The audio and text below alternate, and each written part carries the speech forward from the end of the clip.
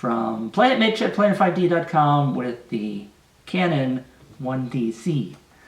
So this is the 1DC from Canon. We just got it delivered yesterday by B&H Photo, who have lent it to me. No, I didn't open up my wallet and spend a ton of money on this. We have it for a month. We're going to do quite a few different kinds of reviews along the way during the month, but I wanted to do the traditional unboxing kind of thing to show you the features of the 1DC and what it looks like coming out of the box. And we're going to compare it to this Canon A1, no we're not, that's an old film camera. That's just another joke. But we're also going to compare it to the Canon 5D Mark III later on this week while we're doing some testing. But let's get right to the unboxing of the 1DC. Are you excited? Are you nervous? I'm opening it. Inside the box, we have the traditional warranty card and CD. Isn't this stuff exciting? And look, we have manuals in English and Spanish. We're getting there. So we have a little lid where the manuals go. We have an eyepiece cover and a little thing. I admit it, I don't know what it is. We'll have to find out. And a Canon strap. The 5D Mark III, for example, didn't come in a special little box on the inside, but the 1DC comes inside an extra box. And there's more. So down at the bottom, there's even more exciting stuff. A USB, micro USB cable, RCA cables or composite cables, a plug for the charger. We have a battery inside this lovely foamy case, and it's a different kind of battery than comes in the 5D Mark III, obviously. This is an LPE4N,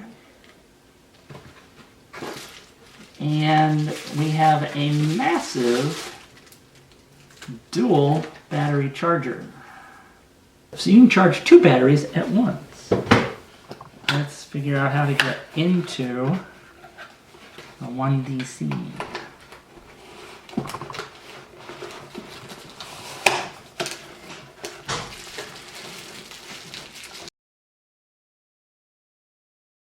This is the 1DC. The big excitement about the 1DC is that it shoots 4K video. Let's run through a couple of quick things about the 1DC. It's an 18 megapixel still camera. Again, it shoots 4K video. 4K that it shoots in video is motion JPEG. So that's a different format that most people are used to dealing with. And when we get over to Final Cut 10, we're going to see if we can even edit that.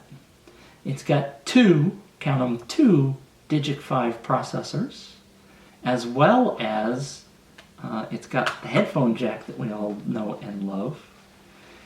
You can control it with their Canon's WFT-E6A wireless remote unit. It shoots 12 frames per second in burst mode. Also interesting that I really like is that it has a Super 35 crop that you can do in camera while shooting video, and we're going to explore that later as well. It does have a connection for a LAN, so if you want to use Ethernet, you can connect straight to the camera there.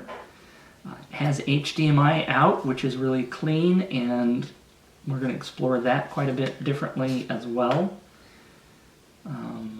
Like I said, it has a headphone jack and a microphone jack, so you can record straight on the camera with your audio. The back is very different because of the layout. In comparison to the 5D Mark II, you see, of course, that it's a professional-sized body with a built-in grip.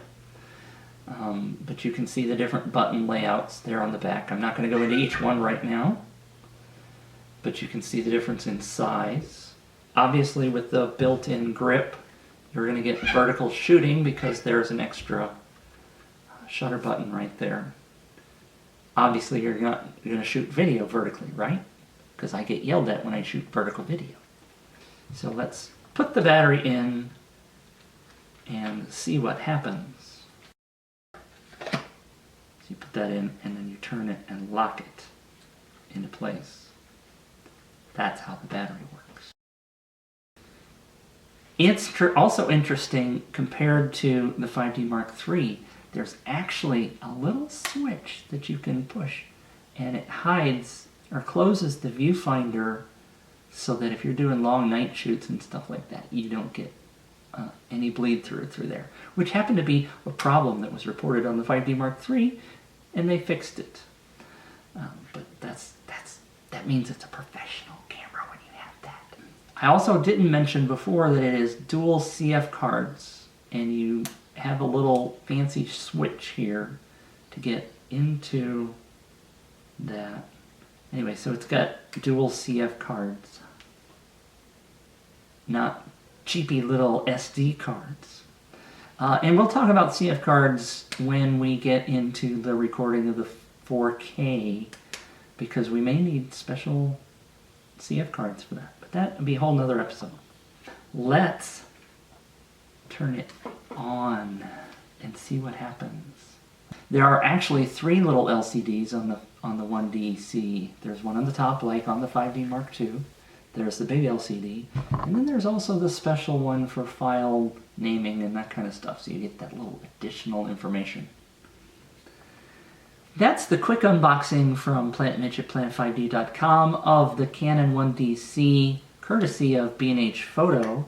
And if you ever want to buy one, go to planet5d.com/1DC and zip right over to B&H Photo and buy that sucker so that I can get a tiny little bit of commission and help feed my family. We much appreciate that. And we certainly appreciate B&H Photo for sending it to us for a month of evaluation. You can find out more about B&H Photo at bhphotovideo.com.